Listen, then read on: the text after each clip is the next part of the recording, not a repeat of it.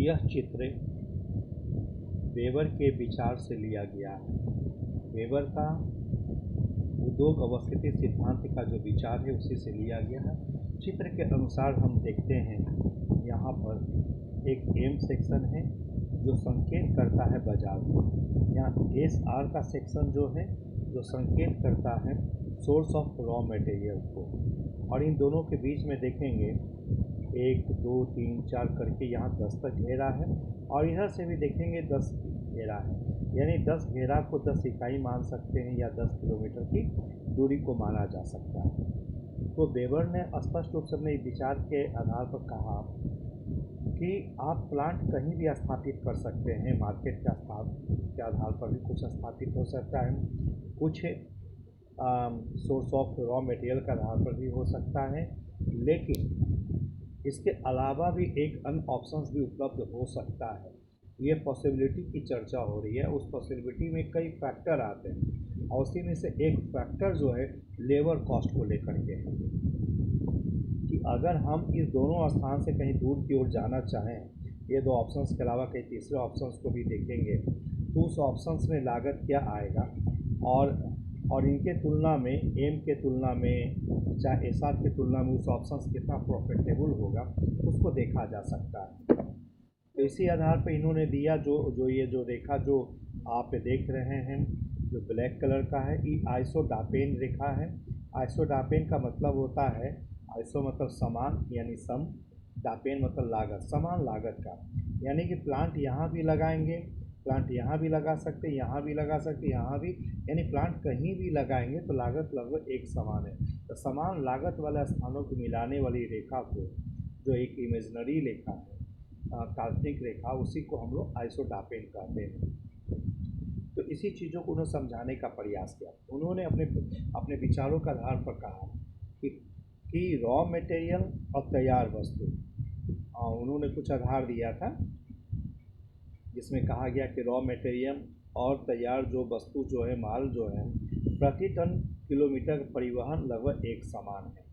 दूसरा कहा था कि यह वेट लूजिंग होना चाहिए, यानी लगभग 50% तक भार हल्का करना चाहिए। तो इसी आधार पर उन्होंने समझाने का प्रयास किया कि अगर हम यहाँ बनाते हैं, यहाँ प्लांट स्थापित करते हैं एम के पास, तो सोच सकते हैं रॉ मटेरियल अगर यहाँ से यहाँ तक आता है, यानी कि एस आर से मटेरियल अगर एम तक पहुँचता है तो 10 इकाई की दूरी है और 2 टन कच्चा माल लगेगा, इसलिए कितना हो जाएगा, तो 20 इकाई इसका लागत आ जाएगी एक कंडीशन में। और एक कंडीशन कब है, जब मार्केट में प्लांट लगाएंगे। दूसरा कंडीशन देता है कि अगर हम एस आर के पास लगाते हैं तो यहाँ पर क्या होगा कि 20 टन तो यहीं रहेगा, उसका भार तो नहीं होगा, लेकिन 20 टन का जो भार हासिल यानी वेट लूजिंग जो होगा उस हिसाब से 50% घट जाएगा, तो 10 इकाई तक ही हो पाएगा, यानी एस आर के पास 10 इकाई तक का ही खर्च होगा और एम के पास 20 इकाई तक का खर्च होगा। लेकिन तीसरा ऑप्शंस के रूप में ये दिए हैं कि यहाँ से अगर पॉइंट आउट किया जाए तो क्या हो सकता है, इसी चीज़ को समझाने का उन्होंने प्रयास किया। फिर से इस चीज़ को देखेंगे। अब यहाँ पर जो है 2 पॉइंट्स इन्होंने लिया, एक वाई को लिया है, दूसरा एक्स को लिया है। एस के बारे में कहा था, एस की रेखा देखिए कहाँ पर आती है, तो एक एस का जो रेखा है यहाँ से देखेंगे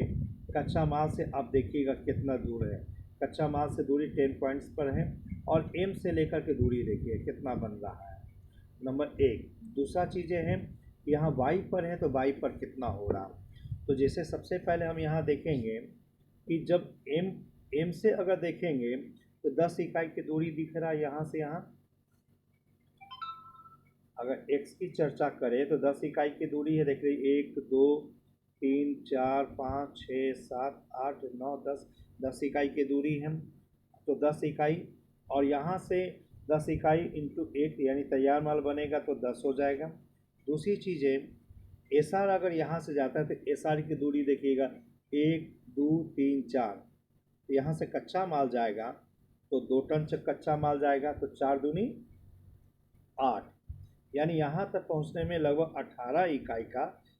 हमें खपत हो सकता है या भार हो सकता है या कीमत देना पड़ सकता है। उसी तरह देखिए वाई स्थान का भी दिया हुआ है। वाई स्थान पर अगर हम देखें कच्चा माल कितना जा रहा है, तो एक कलर मैं बदल रहा हूँ, तो 1 2 3 4 5 6 6.5, यहाँ से यहाँ 6.5 जो जा रहा है ये पोर्शन, यानी 2 टन कच्चा माल जा रहा है, तो 6.5 इंटू 2 यानी 13 इकाई हो गया। और दूसरी चीज़ यहाँ से तैयार होने के बाद